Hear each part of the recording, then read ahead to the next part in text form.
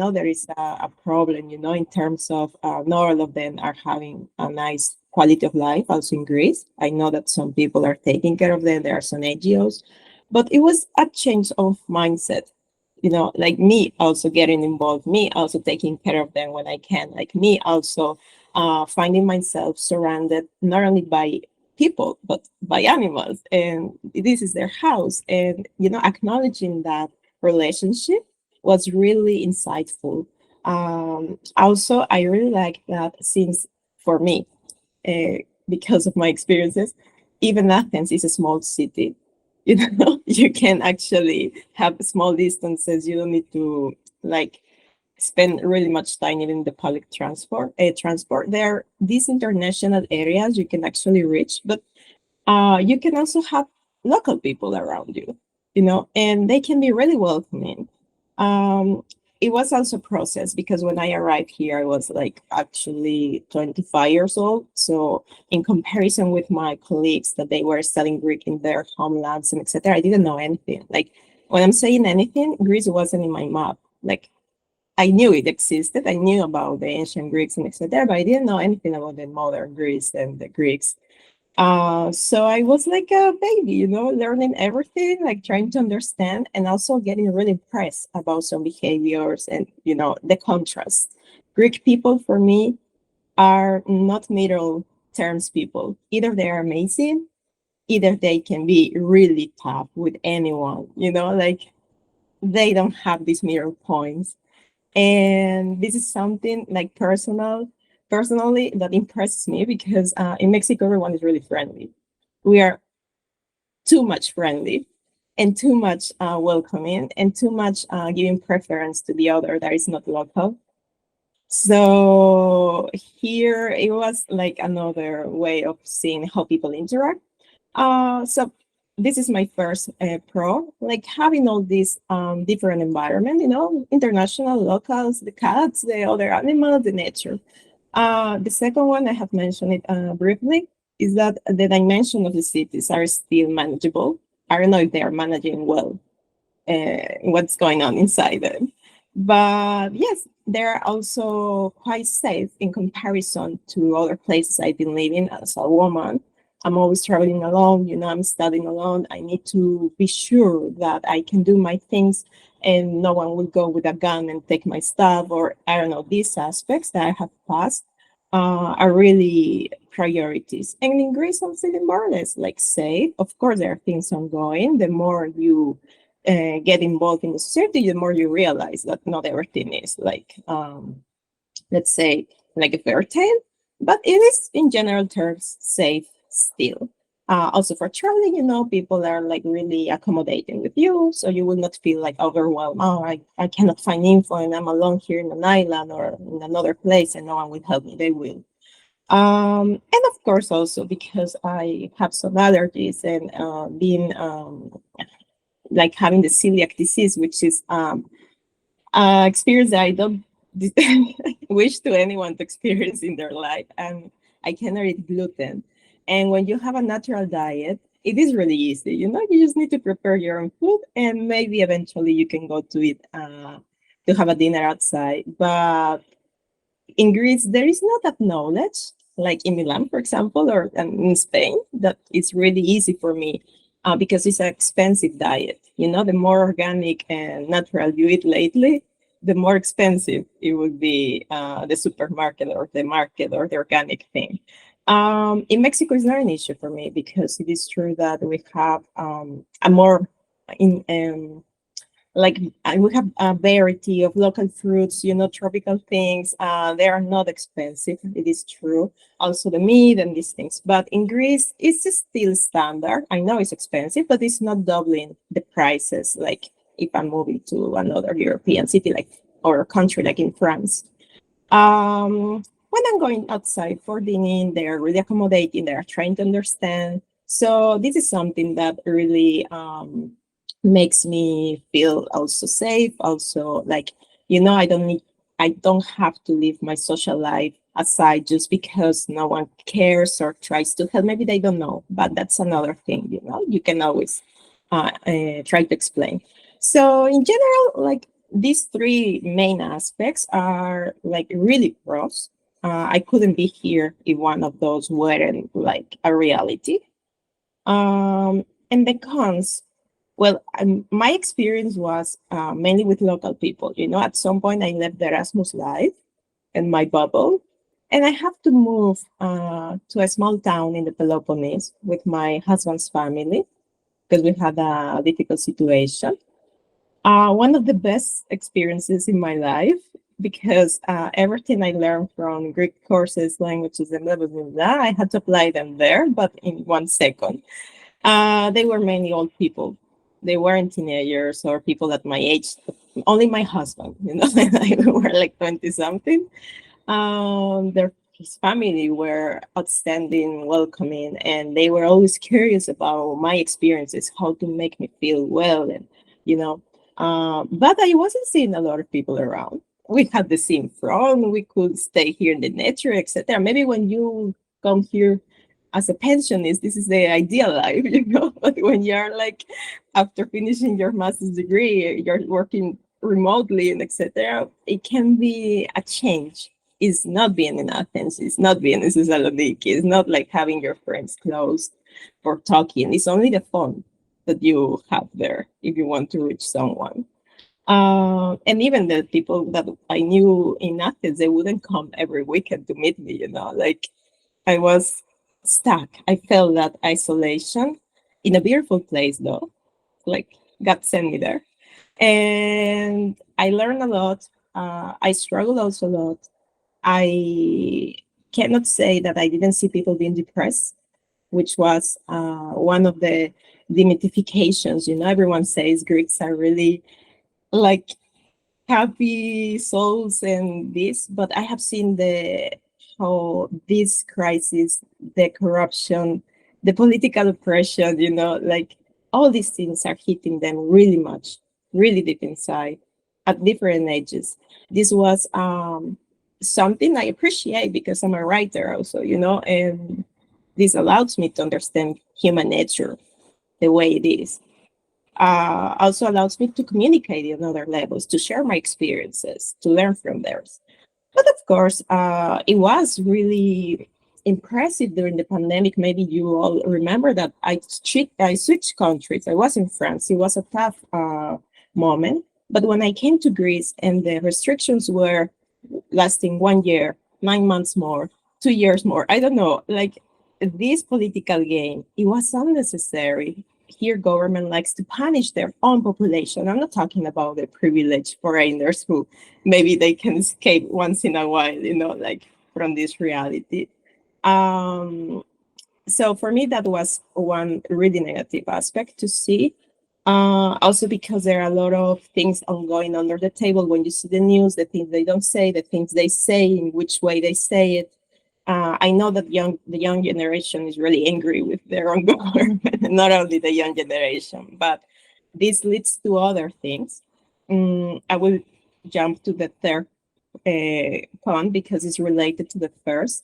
The job market is quite specific. You know, when you are a Greek young person graduating from one of those public universities, and your family doesn't have maybe the resources for sending you to study somewhere else, maybe you will struggle here, you will make the minimum salary, you will be either stuck in Athens or in Thessaloniki. And this frustration at a really early stage of your life, I think is shaping also people in really cruel manners. The rates of migration of Greek people nowadays still is not maybe like less than the one at the beginning of the 60s, or you know, like there are 10 million of Greeks living in the country and 10 million outside, maybe, which where is the country to me, you know? There is a diaspora that we are not seeing, and why, and which profiles. So it was impressive. For example, Mexican people are also migrating a lot. Migration and illegal migration is not a topic that I don't know well from my own family and from my friends and my other relatives. But I also know that at the same time, Greece is like a double-faced coin because while people are leaving their country, maybe in more legal conditions, there are also thousands of people arriving and being stuck here. And this is where I'm seeing also the idea of the double face of the Greek philoxenia, this welcoming attitude. It depends where you're coming from, how they will treat you, and how good your experience will be. Because also the politicians and all this rhetoric has affected them a lot. They're playing with their population and their necessities in order to enhance hate speech and other things, like in other countries in Europe. I've been also with refugees. Some of them are my friends. They're coming from Middle East. So we have a lot of things to share, and to remark and to understand about how difficult is my pathway and how difficult is their own pathway in the same country at the same period of time, because certain conditions. Um, Linked to that, something that I don't really understand, maybe it's something that I like, is that, and is the last point, is that I'm a really autonomous person. I really like to do my things, to organize them, and just to, have everything organized and ready. Of course, I'm asking to others about things I don't know. Of course, I research, and of course, I'm open to hear them. But people here can be a little intrusive, uh, meaning that in Mexico, when you need help and you ask, people will take you by themselves. Like you need to go there. Okay, I will go with me, and I will take you wherever you wanted. But only if you ask. Otherwise, they don't mind about your life. Like we really respect those boundaries. And here, I can find people in the streets that maybe I'm doing something, and maybe because they see me that I'm young, or I don't know how old they think I am, they see me like a girl or something, they will start asking me and telling me what to do. And it was like, yes, thank you, but maybe I didn't ask your opinion, like I just here doing my things. Thank you. So it's something with my other friends, maybe the Erasmus, we were calling the Greek explaining attitude, because it's not only the men who are explaining to you the things, it's also the women and the other people who will let you know how the things have to be done. I understand this because it's a small society. Personally, this is funny to me. But because of my profile, maybe other people will find this really accommodating. Just be aware that everyone, a random person, can start telling you how to live your life. That's that can be funny. Aimee, thank you so much for retelling your experiences. And yeah, I really appreciate that. I mean, I think, giving a safe and open space, to even speak about, let's say, politics and anarchism and all of these things, I think they're really relevant, I think, to this conversation and freedom of speech. So thank you so much for sharing your experiences. I was just mindful of time there. That's why, I put the time in the chat. So on to the next and final speaker, Olivia. So Olivia is an author. She has also released a book, I think recently, right? Or last year, I'm not too sure. Yes, hi, thank you. Hi, everyone. Well, I will keep it short. Anyway, a lot of points were made. About the pros, I will not add a lot, just like the most pros were already covered. I will just add the Greek islands because that's very unique. I know a lot of countries have islands. Italy, Spain, I mean, south countries in Europe, the Greek islands, they have something unique. And that's one of the pros of moving to Greece and living in Greece. And about the cons, there also, yes, a lot was covered.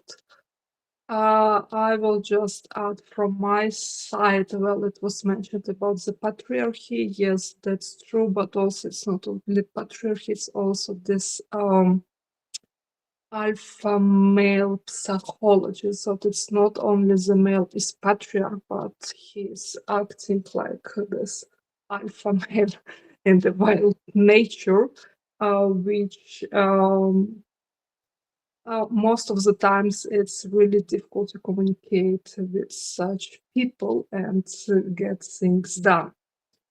The other cons is not good infrastructure actually in Greece. There is no central heating, so there is no hot water 24/7. The roads are also not good in a lot of places. So just some people don't know it.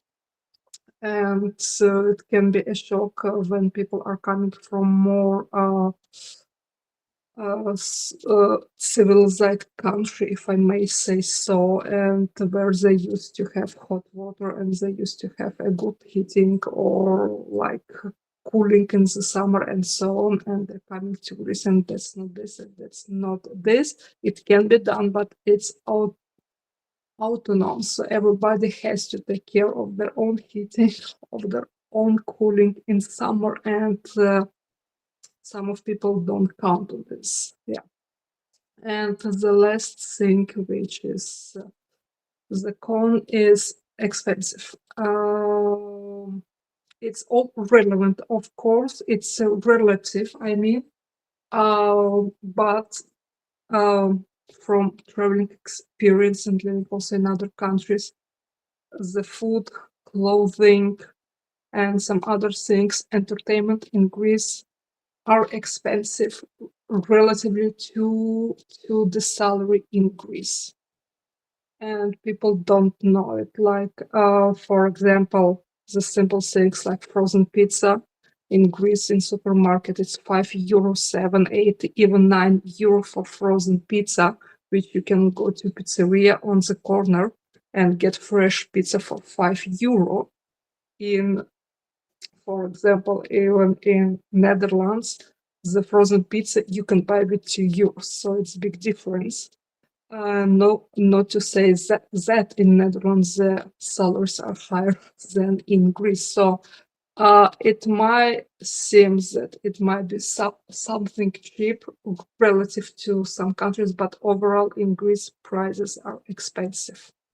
And people also don't know it or don't think about it because they say, okay, it's a cheap rent, okay, everything will be cheap as well. No, it's not. The transportation is expensive as well.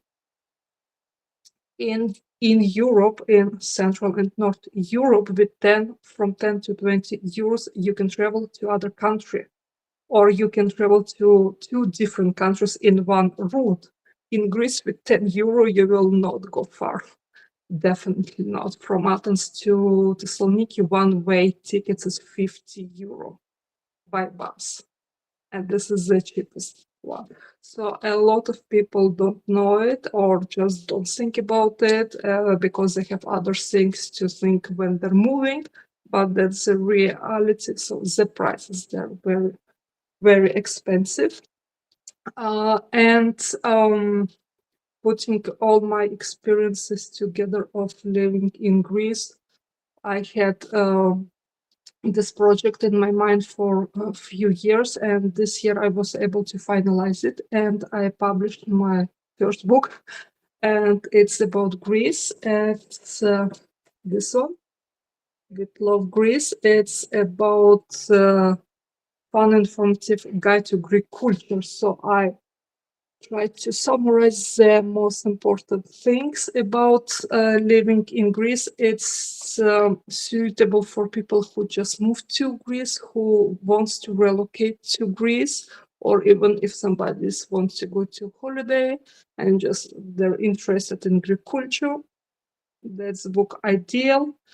I'm writing about weddings, the tradition of wedding, of family, the baptisms, the Greek names. Not everybody knows that in Greece it's a very interesting way of naming the children. They're pretty much specific structure and it's firm, so there's no flexibility.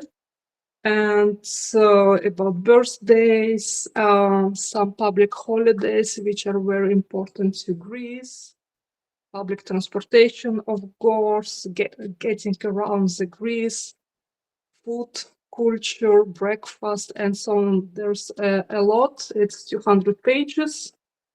Yeah, approximately 20 chapters. So it's available on Amazon.